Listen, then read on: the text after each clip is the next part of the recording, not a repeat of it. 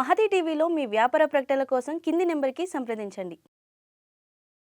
నమస్తే, welcome to Mahathi భక్తి. మరి విజయదశమి రాబోతుంది.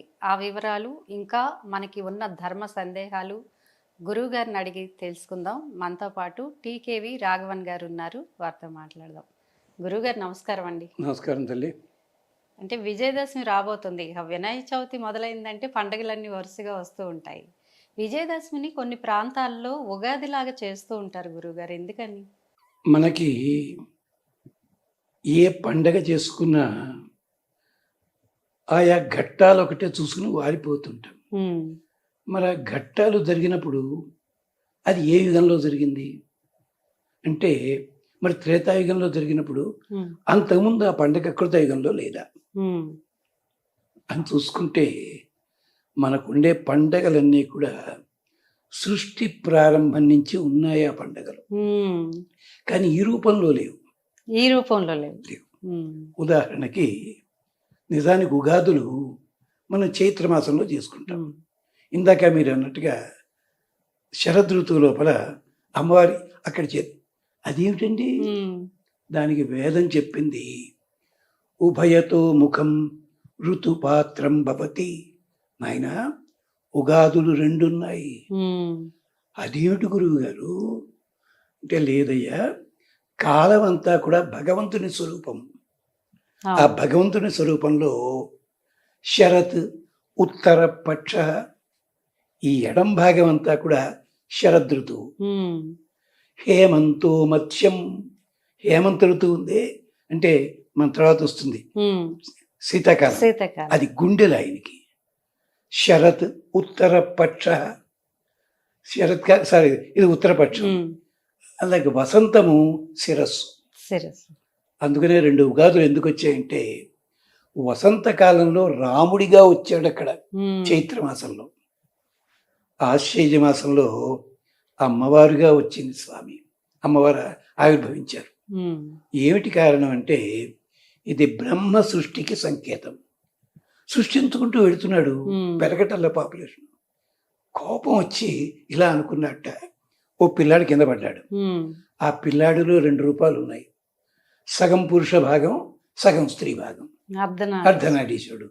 చాలా మంది ఎక్కడ తను తిరిగి చాలా ఓహో, సృష్టి జరగాలంటే పురుషుడు స్త్రీ ఇద్దరు ఉండాలన్నమాట. అందుకని ఇలా కొడితే పురుషుడు వచ్చాడు, ఇలా కొడితే స్త్రీ, మనం ఇదంతా కథ వేరే. ఇప్పుడు కాలంలో కూడా చైత్రమాసం నుంచి 6 నెలలు పురుష భాగం, ఈ నెల నుంచి అంటే ఆశ్వయుజ మాసం నుంచి ఆ చివరి దాకా స్త్రీ భాగం. అందుకనే పురుష భాగం గనక అక్కడ రాముడై వచ్చాడు, ఇక్కడ స్త్రీ భాగం గనక అమ్మవారుగా. పురుషుడై వచ్చి ఏం చేశాడు, రావణాసుర వధ చేశాడు అక్కడ. అంటే వాడుకున్న అహంకారం ఇలాంటివి తొలగించడానికి వచ్చాడు. మరి అమ్మవారిగా వచ్చి మహిషాసురుడిని వధించింది. మహిషాసురుడు అంటే మనలో ఉండే పొగరు మొత్తనం. అంటే మహ్యాం సేతే, భూమి పుట్టిన దగ్గర నుంచి మనకు అహంకారం ఉంటుంది, నేనే గొప్ప, అది చంపడానికి వచ్చింది ఆవిడ. ఇది దీంట్లో ఉన్న విశేషం. అందుకని ఉగాది అంటే ఇది.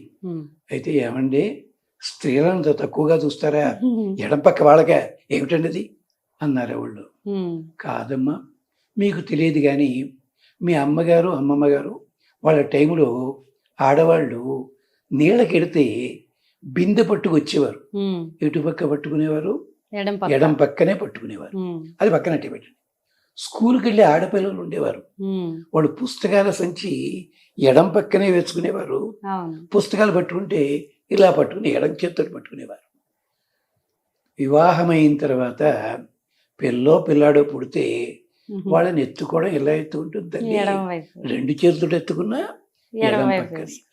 ఎందుకంటే సైకాలజీలో ఒక లెసన్ ఉంది, ఏమిటో తెలుసా, దీన్ని బట్టే వచ్చింది. మీరు 10 మందితో కలిసి వెళ్తున్నారు అనుకోండి, ఫ్రెండ్స్ తోటి, మీకు తెలియకుండా ఎడం పక్క నడిచారు అనుకోండి, వాళ్ళకంటే నేనే సీనియర్ని, నాకే అధికారం ఉంది, నాకే అనుభవం ఉంది, వాళ్ళు పొడితే కాపలా కాయగలను నేను కుడి ఎత్తుటి అన్న లక్షణం ఉంటేనే ఎడం పక్క నడుస్తాము.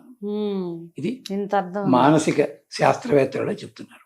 అంటే ఎందుకని, సృష్టికి మూలం ఎవడో అయి ఉండొచ్చు కాదంటలా. ఆ జరిగిన దాన్ని కాపాడాలంటే మాత్రము అమ్మవారు శరద్ ఉత్తర పక్ష, అందుకని శరత్కాలంలో అమ్మవారు వచ్చింది. పగటిపూట అయితే ఎవళ్ళోడు చూస్తారు, రాత్రిపూట ఎవరైనా చూసేది అమ్మే కదా.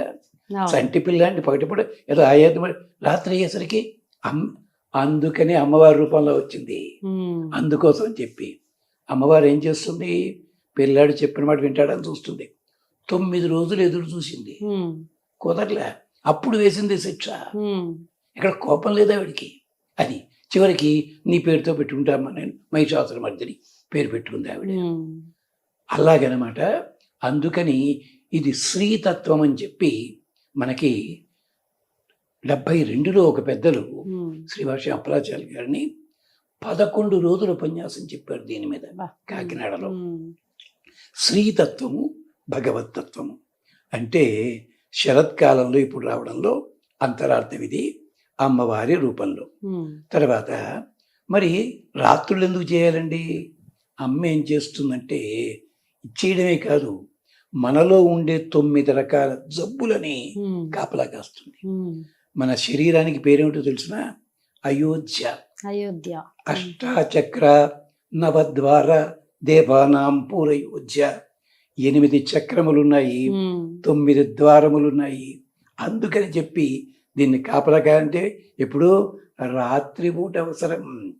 అందుకని ఎలాగా రాతి సుఖం ఇది రాత్రి, ఆనందాన్ని ఇచ్చేది రాత్రి భాగం గనక అమ్మవారి పేరుతోటి. అందుకని నవరాత్రి అని చెప్పి మనలో ఉండే 9 భాగాలు ఉన్నాయి కదా, అందుకని నవావరణ. దానికి ఏదో వేరే అర్థాలు చెప్పుకున్నాయి, కాదనంటలేదు. కానీ మామూలు వాడికి కూడా అర్థం కావడానికి శరీరంలో ఉండే నవ భాగములని శుద్ధి చేస్తుంది, బలం చేస్తుంది అమ్మవారు.